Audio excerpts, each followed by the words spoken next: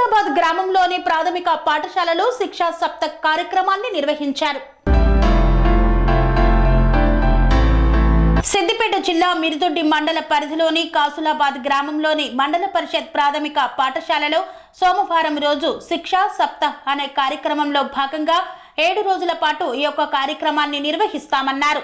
మొదటి రోజు టీఎల్ఎండేగా పలు అంశాలపై విద్యార్థులకు ఉపాధ్యాయ బృందం సాయి కృష్ణమూర్తి అవగాహన కల్పించారు. శిక్షా సప్తాహ్ అనే పేరుతో మరి ప్రభుత్వం నిర్వహిస్తున్నటువంటి 7 రోజుల కార్యక్రమంలో భాగంగా మొదటి రోజు టీఎల్ఎండేగా మనం తీసుకోవడం జరిగింది. అయితే మా పాఠశాలలో మరి ఏర్పాటు చేసుకున్నటువంటి టీఎల్ఎండేలో సంబంధించినటువంటి ఇలా ఒక్కొక్క షీట్ తీసుకొని దానిపైన మరి వివిధ రంగులలో బొమ్మలు వేసి అందంగా డిజైన్ చేసి వేయడం జరిగింది. అవి ఎలాగంటే మామూలుగా టీఎల్ఎం అనగానే అది టీచింగ్ లెర్నింగ్ మెటీరియల్, బోధనాభ్యాసన సామగ్రి అని కాకుండా ఐఎల్ఎంగా ఇంటరాక్టివ్ లెర్నింగ్ మెటీరియల్గా ఉండాలనే ఉద్దేశంతో వీటిని సూచించడం జరిగింది.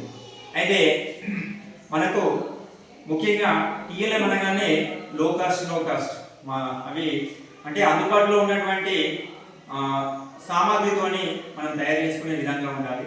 ఇవి నేను ఇక్కడ షాప్ నుండి కొనుగోలు చేసి వీటిని తెలుగు సంబంధించి 1వ తరగతి నుండి 5వ తరగతి వరకు గలటువంటి వ్యాకరణాంశాలు అయితేంటి, పాఠ్యాంశాలకు సంబంధించినటువంటి వివిధ రకాల సన్నివేశాలు, బొమ్మలు, మరి గేయాలు, కథలు, వాటికి సంబంధించినటువంటి పదాలు, ఒక పాఠ్యాంశానికి సంబంధించినటువంటి ముఖ్యమైన అంశాలు, ఇలా చాలా రకాలుగా దాదాపుగా 1వ తరగతి నుండి 5వ తరగతి వరకు అన్ని ఇలాంటి ప్లేట్లలో పర్మనెంట్ మార్కర్తో మరి అందంగా రాసి పొందుపరచడం జరిగింది. ఇవి విద్యార్థులకు చాలా ఉపయుక్తంగా ఉంటూ వాళ్ళు ఉపయోగించుకోవడానికి చాలా సులువుగా ఉంటుందని నేను ఆశిస్తున్నాను.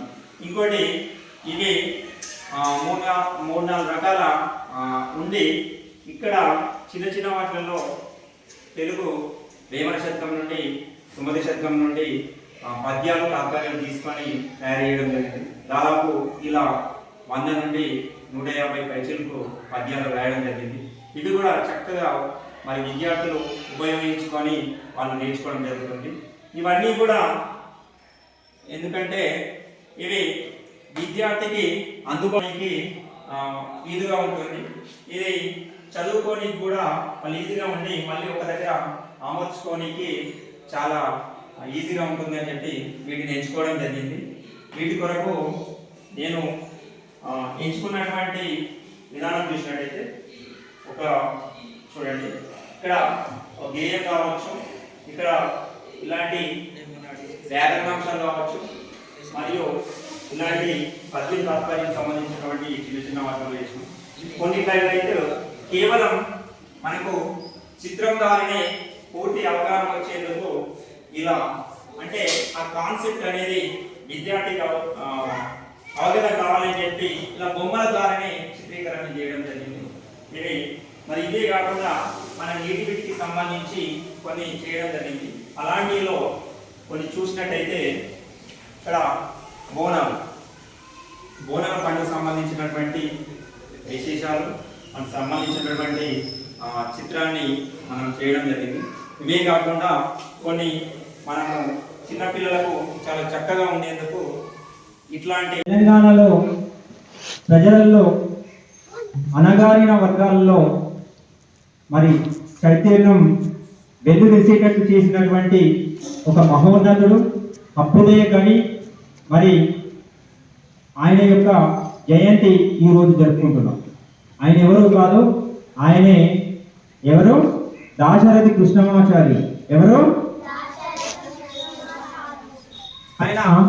చూసినట్టయితే నా తెలంగాణ కోటి రతనాల వీణ అని చెప్పినటువంటి మహాకవి దాశరథి. ఆయన జయంతి జూలై 22 అనగా ఈరోజు. మరి ఆ మహనీయుని స్మరించుకోవాల్సిన అవసరం ఎంతైనా ఉంది. ఆయన గురించి చెప్పాలంటే ఎన్నో అభ్యుదయమైనటువంటి ప్రజలకు చాలా ఆటంకంగా ఉండేది. అంటే సరి అయిన విద్య, సరి అయిన ఉపాధి అవకాశాలు లేక ప్రజలు నిత్యం అల్లకల్లోలంగా వాళ్ళ జీవన పరిస్థితి ఉండేది.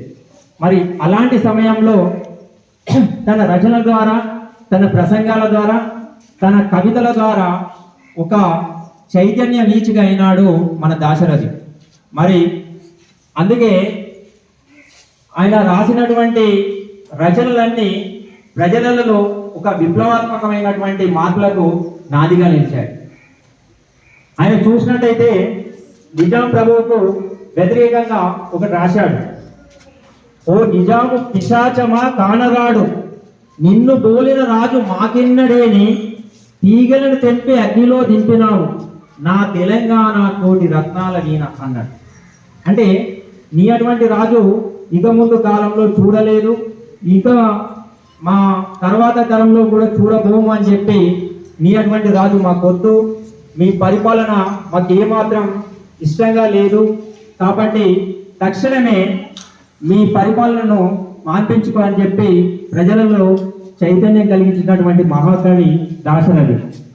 ఆయన యొక్క జీవన విధానాన్ని చూసినట్టయితే ఒక ఉపాధ్యాయుడిగా ఆయన జీవితం స్టార్ట్ అయింది. మళ్ళీ పంచాయతీ ఇన్స్పెక్టర్గా, ఆకాశవాణి రేడియో ప్రయోక్తగా మరి ఆయన వివిధ రంగాలలో సేవలు అందించారు. మరి ఆయన రాసినటువంటి చాలా కథలు, నాటికలు, సినిమా పాటలు, కవితలు ఇవన్నీ కూడా ప్రజలను చైతన్యపరిచేగా ఉండేవి. మరి అది ఇంతకుముందు నేను చెప్పినట్టుగానే స్వాతంత్రం అయితే వచ్చింది కానీ దాని ఫలాలను అనుభవించేటువంటి పరిస్థితి తెలంగాణలో మాత్రం రాదు. ఎందుకంటే ఆ రోజు అంటే ఆనాటి రోజులలో నిజాం ప్రభు పరిపాలిస్తూ ఒక రజాకాలనీ ప్రైవేట్ సైన్యాన్ని ఏర్పాటు చేసుకున్నారు. రజాకాలను గ్రామాల మీదకి తోలి ప్రజలను నానా ఇబ్బందులు పెట్టేవాళ్ళు. అంటే భూమి ఆక్రమణలు అయితేనేమి, ప్రజల యొక్క మరి సంపదను దోచుకునే విషయం లేనేది, ఇలా చాలా విషయాల్లో చెప్పరాని అలవి కాని మరి ఇబ్బందులు చేశారు. అప్పుడు ప్రజలు చెప్పుకోవాలంటే వాళ్ళ బాధలను వినే నాదుడే లేదు. వాళ్ళ రోదనలన్నీ అరణ్యంలో రోదనలాగే మిగిలిపోయాయి. మరి వాళ్ళ బాధలు చెప్పుకోనికి అంటే వాళ్ళలో ఉన్నటువంటి ప్రగర్భం తెలుసా మీకు? ఒకసారి పాడండి అందరూ.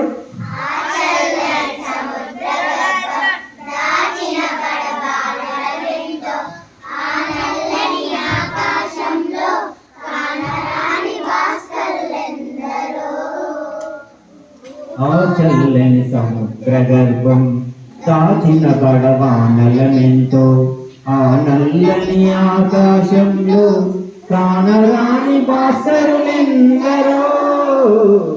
ఆ చల్లని సముద్ర గర్భం దాచిన పడవానలమెంతో, భూగోళ పుట్టుక కోసం రాలిన సురగోళాలెన్నో, ఈ మానవ రూపం కోసం జరిగిన పరిణామాలెన్నో, ఒక రాజును గెలిపించుటలో ఒరిగిన నరకంటాలెన్నో, కుల మతాల సుడిగుండాలకు బలివైన పవిత్రులెందరు.